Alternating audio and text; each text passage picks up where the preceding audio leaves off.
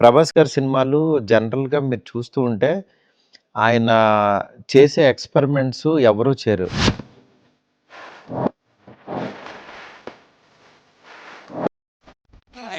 యాక్చువల్‌గా 'ప్రభాస్' గారికి 'ప్రేమ కథా చిత్రం' సినిమా చాలా ఇష్టం బేసికల్లీ. ఆయన 2, 3 సార్లు అన్నారనమాట. ఆ ఫన్ను, అది ఎలిమెంట్స్ ఇష్టం. నీ దగ్గర అలాంటి లైన్ ఉందన్నారు. నేను తీసిన తర్వాతే దగ్గర దగ్గర ఆ జోనర్‌లో ఒక 500 ఫిల్మ్స్ వచ్చినాయి. మీకు దెయ్యం అంటే ఒక నలుగురు కమెడియన్స్, ఒక ఇల్లు, దాంట్లో వాళ్ళు చేసే ఫన్ను, దెయ్యాన్ని రకరకాలుగా ఎన్ని రకాలుగా చేయాలో అన్ని రకాలుగా చూపించేశారు. ఒక బిగ్ స్టార్ వచ్చి మళ్ళీ హర్రర్ కామెడీ జోనర్‌లో ఒక సినిమా జరుగుతుందని అంటే బిగ్ స్కేల్‌లో చెయ్యాలి అని అంటే మనం ఎంత చేసినా సరే కామెడీకి దీనికి పర్టికులర్ రెస్ట్రిక్షన్స్ ఉంటాయి. దీన్ని దాటి చేయాలి అని అంటే సంథింగ్ బియాండ్ మనం ఏదో థింక్ చేయాలి. ఆ ప్రాసెస్లోనే ఇందులో ఉన్న యాంటాగనిస్ట్ క్యారెక్టర్ ఎవరైతే ప్లే చేశారో వీళ్ళిద్దరికి మధ్యన ఆ ప్లే కొత్తగా కనుక చేయగలిగితే డెఫినెట్గా కొత్తగా ఉంటుందని దీంట్లో చేయాల్సి వచ్చిందనమాట. ఇది మీరు రేపు సినిమా రిలీజ్ అయిన తర్వాత చూస్తే ప్రభాస్ గారు కానీ నేను కానీ చాలా కష్టపడ్డాం. అది మీకు స్క్రీన్ మీదకి ఖచ్చితంగా ఒక కొత్త ఎక్స్పీరియన్స్ అనేది.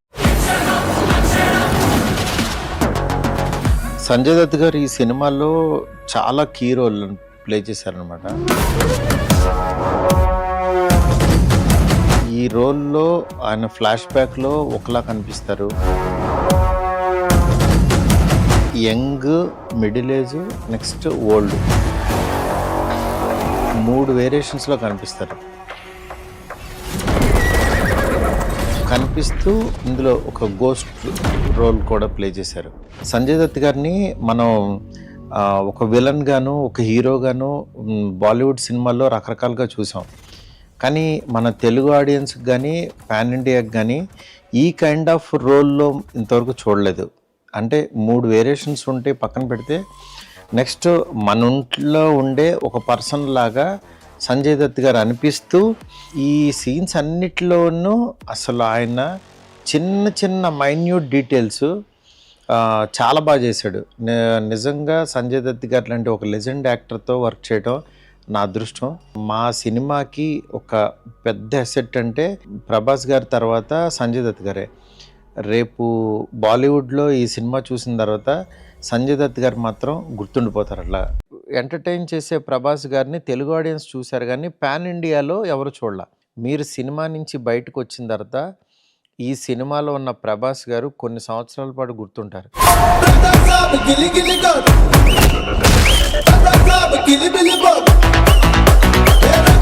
ఆ గెటప్, ఆ ఇదనేది ఒక మంచి ఎపిసోడ్. అది నాకు తెలిసి ఇండియన్ స్క్రీన్ మీద అయితే అలాంటి ఎపిసోడ్ రాలేదు.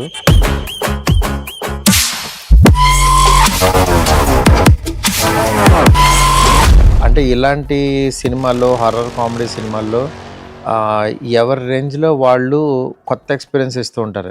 ప్రభాస్ గారు సినిమాలో అలాంటి ఎపిసోడ్ పడితే అది ఎంత యూనిక్గా ఉండాలి, అది ఎంత ఎంటర్టైన్ చేయాలి, నెక్స్ట్ ఆడియన్స్ ఆ ఎపిసోడ్ గురించి మాట్లాడుకోవాలి అని అంటే అది ఎంత కొత్తగా ఉండాలనే దాంట్లో గెటప్ కానీ, హెయిర్ కానీ, ఆయన స్టైల్ కానీ, అవన్నిటి మీద ప్రాపర్ స్లాంగ్ కానీ, ఆయన మాట్లాడే విధానం, ఆయన స్వాగ్ ఒకటి ఉంటుంది. అంటే ఆయన కూర్చున్న జస్ట్ అలా నిలబడిన ఒక స్వాగ్ అనే పదం ఒకటి ఉంటుంది. అట్లాగా ఆయన చైర్లో కూర్చున్న పద్ధతి, ఆయన ఇచ్చిన డీటెయిలింగు, అది మీరు మామూలుగా ఎంజాయ్ చేయరు. Wait and watch.